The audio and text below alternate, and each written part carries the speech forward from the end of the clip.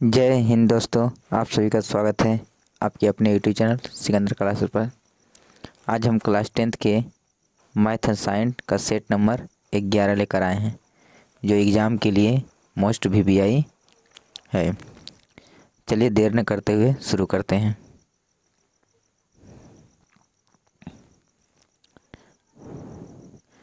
पहला क्वेश्चन, विद्युत बल्ब में विद्युत बल्ब के भीतर गैस भरी होती है। मतलब विद्युत बल्ब के भीतर कौन सी गैस भरी होती है? विद्युत बल्ब के जो भीतर होता है वह कौन सी गैस होती है? तो निष्क्रिय गैस, या उसे बोलते हैं अक्रिय गैस। निष्क्रिय गैस या अक्रिय गैस, निष्क्रिय गैस या अक्रिय गैस। चलिए आगे बढ़ते हैं। दूसरा नंबर क्वेश्चन,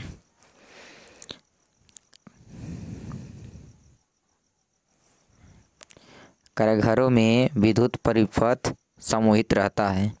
घरों में जो हमारा विद्युत परिपथ रहता है वह किस क्रम में संयोजित रहता है?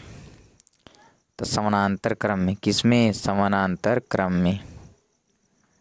चलिए आगे बढ़ते हैं। तीन नंबर क्वेश्चन, घरों में विद्युत से दुर्घटना किसके कारण होता है? घरों में जो होता है विद्युत से दुर्घटना होता है वो किस कारण होता है? शॉर्ट सर्किट कारण, शॉर्ट सर्किट के कारण, शॉर्ट सर्किट के कारण। चलिए आगे बढ़ते हैं। चौथा नंबर क्वेश्चन, विद्युत बल्ब का फिलामेंट बना होता है। विद्युत बल्ब का जो फिलामेंट होता है वह किसका बना होता है? किसका होता है सर? टंगस्टन धातु का। किसका? टंगस्टन धातु का। चलिए आगे बढ़ते हैं। पाँचवा नंबर क्वेश्चन, विद्युत हीटर या विद्युत इस्त्री में तार की कुंडली बनी होती है। विद्युत हीटर या विद्युत इस्त्री में जो तार की कुंडली होती है वह किसकी बनी होती है? तो नाइक्रोम की। किसका रहता है? नाइक्रोम की। नाइक्रोम में क्या क्या रहता है? तो निकेल, तांबा और क्रोमियम। निकेल, तांबा और क्रोमियम। चलिए आगे बढ़ते हैं। छठा नंबर क्वेश्चन, विद्युत आवेश का एसआई मात्रक। विद्युत आवेश का एसआई मात्रक तो क्या होता है सर? कूलम। क्या होता है? कूलम्ब। चलिए आगे बढ़ते हैं। सातवां नंबर क्वेश्चन, प्रतिरोध का मात्रक होता है। प्रतिरोध का मात्रक होता है तो ओम। क्या होता है? ओम। चलिए आगे बढ़ते हैं। 8 नंबर क्वेश्चन, ताप बढ़ने पर अर्धचालक का प्रतिरोध क्या होता है? ताप जब बढ़ाएंगे तो अर्धचालक का प्रतिरोध क्या होगा? तो घट जाएगा। क्या होगा? घट जाएगा। चलिए आगे बढ़ते हैं। 9 नंबर क्वेश्चन, नाइट्रोजन के दो परमाणुओं के बीच कितने आबंध होते हैं? कितने बंधन होते हैं? कितने बंधन होते हैं? तो कितने होते हैं? 3 होते हैं। कितने? 3। चलिए आगे बढ़ते हैं। 10 नंबर क्वेश्चन, कौन सा एरोमेटिक हाइड्रोकार्बन है? एरोमेटिक हाइड्रोकार्बन है तो C6H6 मीथेन। चलिए आगे बढ़ते हैं। 11 नंबर क्वेश्चन, ऑक्सीजन के दो परमाणुओं के बीच कितने आबंधन पाए जाते हैं? ऑक्सीजन के दो परमाणुओं के बीच कितने आबंध होते हैं? तो 2। कितने होते हैं? 2। 12 नंबर क्वेश्चन, बेंजीन का अणुसूत्र है। बेंजीन का अणुसूत्र है क्या होता है? तो C6H6। बेंजीन का अणुसूत्र क्या होता है? C6H6। चलिए आगे बढ़ते हैं। 13 नंबर क्वेश्चन, एसिटिक अम्ल का IUPAC नेम क्या है?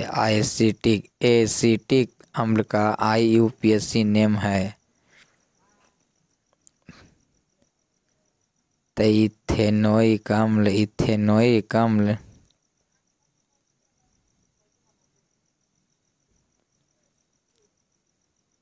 चलिए आगे बढ़ते हैं। 14 नंबर क्वेश्चन, क्लोरोमीथेन का सूत्र है। क्लोरोमीथेन का सूत्र है तो CH3Cl। चलिए आगे बढ़ते हैं 15वां क्वेश्चन। प्राकृतिक रबड़ किसका बहुलक है? प्राकृतिक रबड़ जो है किसका बहुलक है? तो आइसोप्रीन का। किसका है? आइसोप्रीन का। चलिए आगे बढ़ते हैं 16 नंबर क्वेश्चन।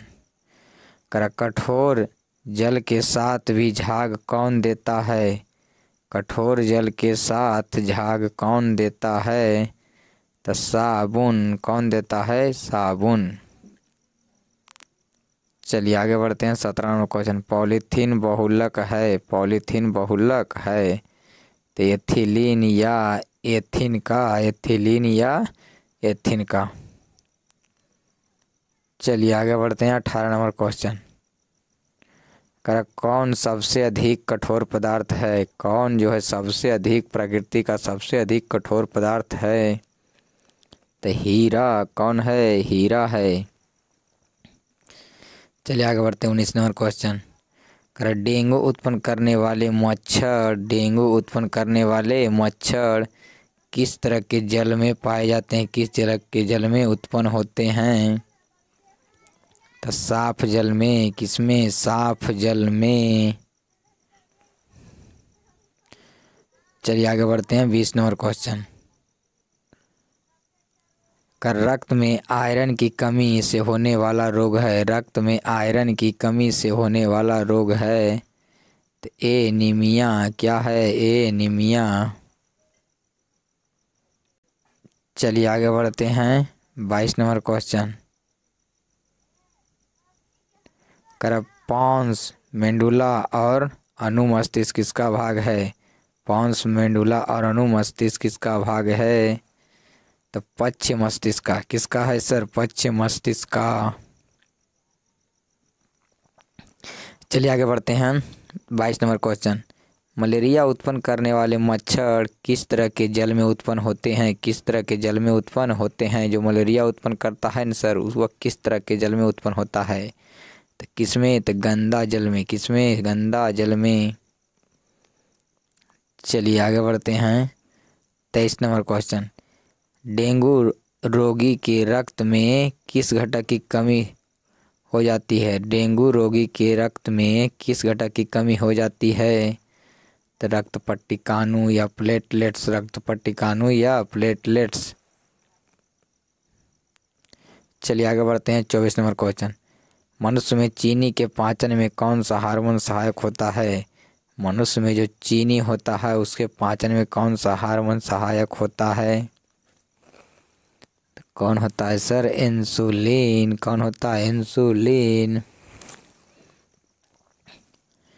चलिए आगे बढ़ते हैं 25 नंबर क्वेश्चन। इनमें से कौन ग्राही अंग नहीं है? ग्राही अंग नहीं है तो दिमाग। दिमाग जो है ग्राही अंग नहीं है। चलिए आगे बढ़ते हैं 26 नंबर क्वेश्चन। किस हार्मोन की अधिकता से रक्त में कैल्शियम की मात्रा बढ़ जाती है? किस हार्मोन की अधिकता से रक्त में कैल्शियम की मात्रा क्या होती है? बढ़ जाती है। क्या होती है? बढ़ जाती है। तो पाराथायरॉक्सिन। पाराथायरॉक्सिन। पाराथायरॉक्सिन।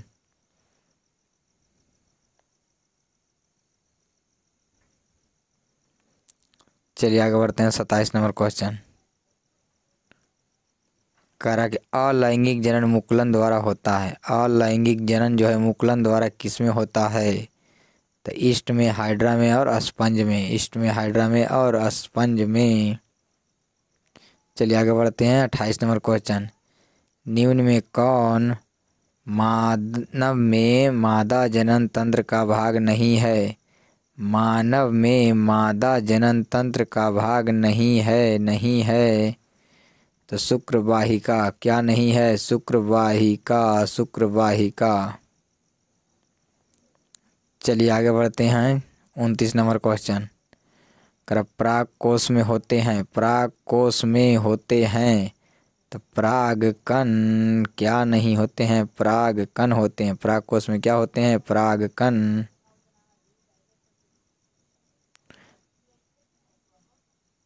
30 नंबर, किसके अणुओं में आनुवंशिक गुणों का संदेश होता है? किसके अणुओं में आनुवंशिक गुणों का संदेश होता है?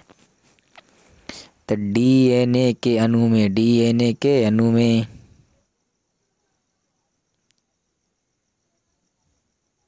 चलिए आगे बढ़ते हैं। 31 नंबर क्वेश्चन, कौन थीटा वाले त्रिज्यखंड का क्षेत्रफल होता है?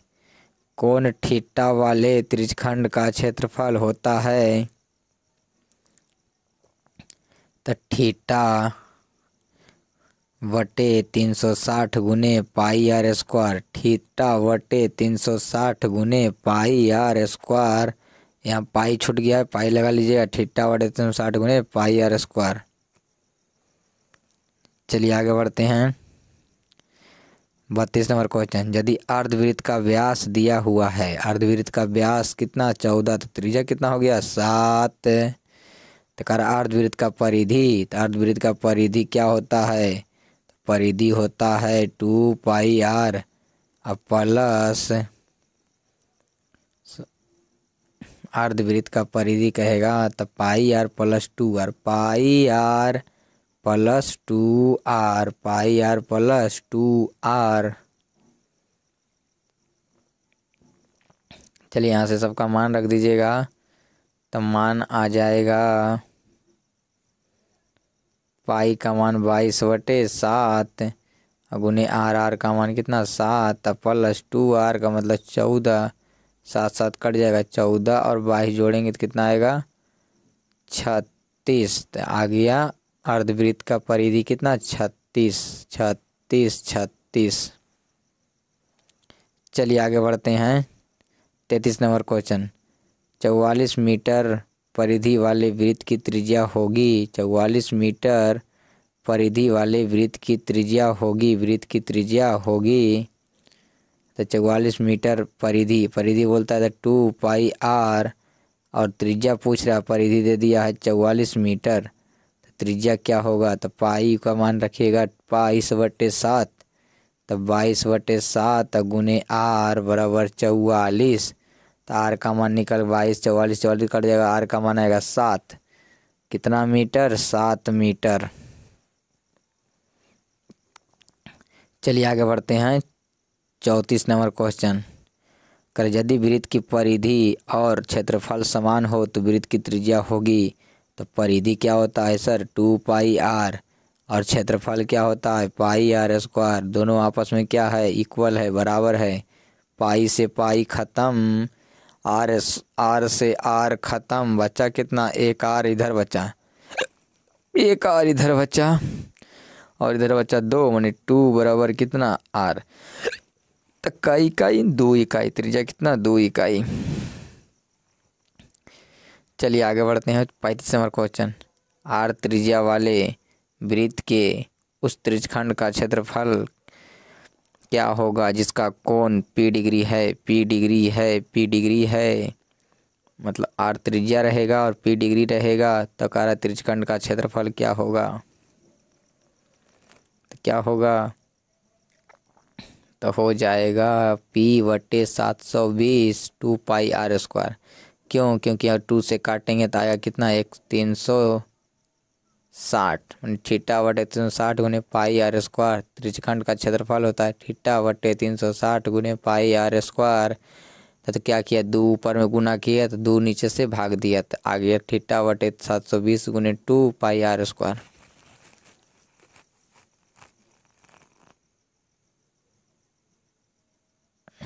चलिए आगे बढ़ते हैं।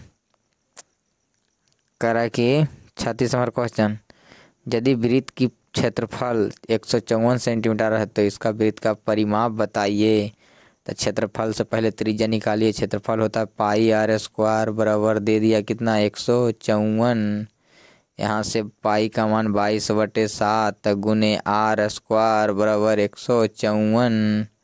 22 से 7 इधर है गुना उधर जाएगा तो भाग माने आर का मान कितना 7, आर का मान 7 तक आ रहा है परिमाप। तो क्या हो जाएगा 2 पाई आर टू गुने पाई का मान 22/7 गुने आर, आर का मान कितना 7 से 7 कट गया, बाई दूना कितना 44, परिमाप कितना आ गया 44।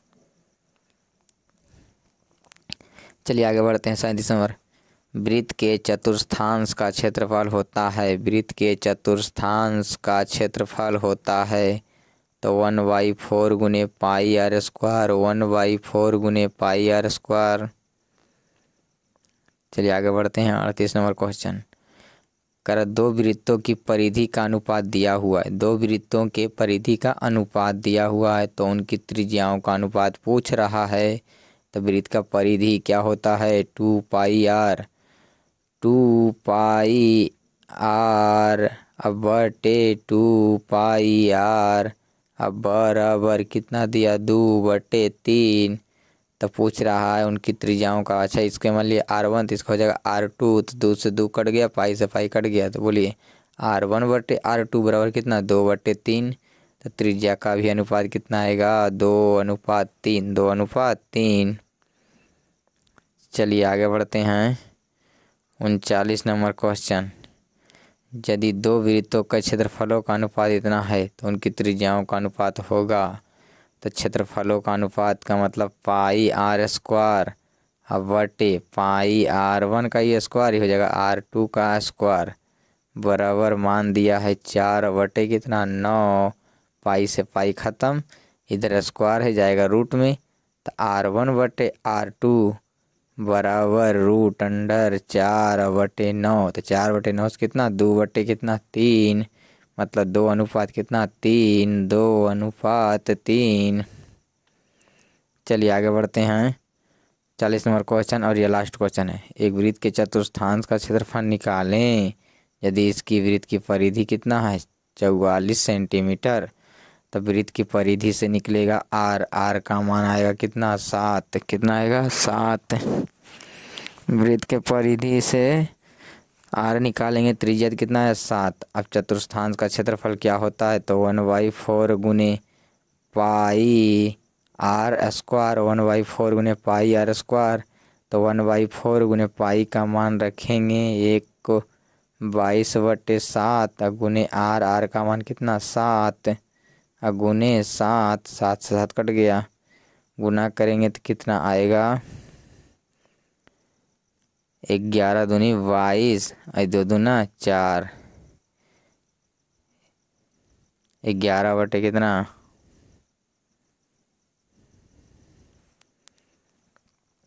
11 गुने 7 मैंने 77/2। तो करेंगे तो आएगा कितना 38.5 सेंटीमीटर स्क्वायर, 38.5 सेंटीमीटर स्क्वायर। कितना आएगा 38.5 सेंटीमीटर स्क्वायर। यदि आप लोग को यह वीडियो अच्छी लगी है तो लाइक शेयर और चैनल पर नए तो सब्सक्राइब ज़रूर कर लें।